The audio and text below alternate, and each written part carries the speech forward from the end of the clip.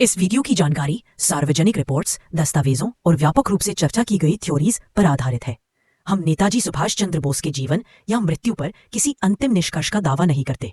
यह सामग्री केवल जानकारी और शिक्षा के उद्देश्य से बनाई गई है और हम नेताजी की विरासत का पूर्ण सम्मान करते हैं। This video is based on publicly available records, reports, and widely discussed theories. It does not claim any final conclusion regarding the life or death of Netaji Subhash Chandra Bose. The content is intended solely for informational and educational purposes, with full respect to Netaji's legacy. साल 1945। एक जलता हुआ विमान और भारत का सबसे साहसी नेता। दुनिया ने मान लिया कि नेताजी सुभाष चंद्र बोस अब नहीं रहे, लेकिन अगर मैं कहूं कि नेताजी उस दिन मरे ही नहीं थे, तो क्या आप यकीन करेंगे? गायब होती फाइलें, रहस्यमयी गवाह, सोवियत यूनियन की सीक्रेट रिपोर्ट्स और एक साधु जो खुद को किसी और की पहचान में छुपाए बैठा था। सवाल सिर्फ एक, क्या नेताजी का अंत हुआ या उन्हें दुनिया की नजरों से गायब कर दिया गया? 18 अगस्त 1945, ताइवान का ताइहुकू एयरपोर्ट। नेताजी एक मित्सुबिशी 2 इंजन वाले विमान में चढ़ते हैं। विमान उड़ान भरता है और ठीक 2 मिनट बाद एक तेज धमाका, लपटें, धुआं और गिरता हुआ विमान। गवाहों ने कहा, हमने एक आदमी को बुरी तरह जलते देखा, लेकिन दुनिया के सामने नेताजी की बॉडी कभी पेश नहीं की गई। कहानी शुरू यहीं से होती है।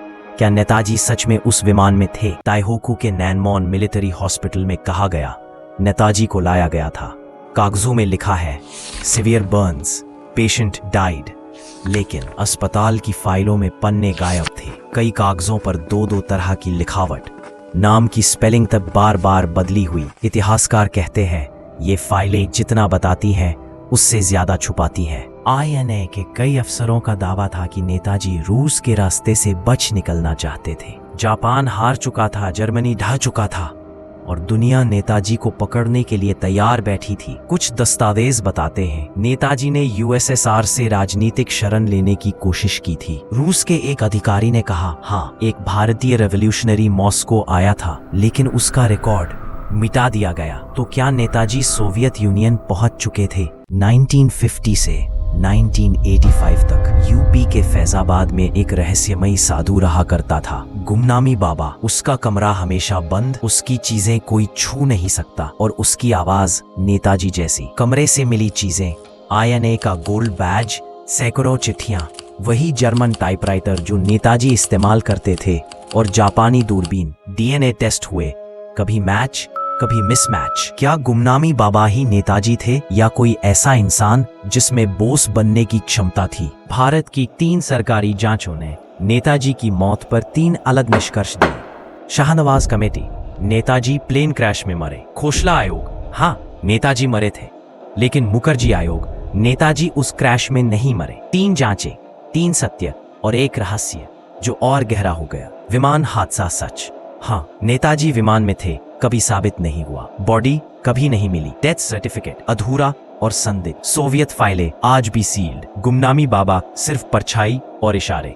इतना धुआं हो तो कहीं आग जरूर होती है, लेकिन इस बार आग सच को नहीं, सच को छुपाने वालों को जलाती है। अगर नेताजी सच में बच निकले थे तो उन्होंने भारत लौटकर आवाज क्यों नहीं उठाई? क्यों नहीं बोले, मैं जिंदा हूँ? क्या वो सही समय का इंतजार कर रहे थे? क्या वो किसी बड़ी रणनीति में व्यस्त थे, या फिर उन्होंने तय कर लिया था कि लड़ाई परछाइयों में लड़नी है, दुनिया की नजरों से दूर? नेताजी सुभाष चंद्र बोस एक नाम नहीं, एक क्रांति थे, और क्रांतियां इतनी आसानी से नहीं मरती। हो सकता है उनका अंत एक रहस्य बन गया हो, लेकिन उनका प्रभाव, उनका जुनून आज भी हर भारतीय के दिल में जिंदा है।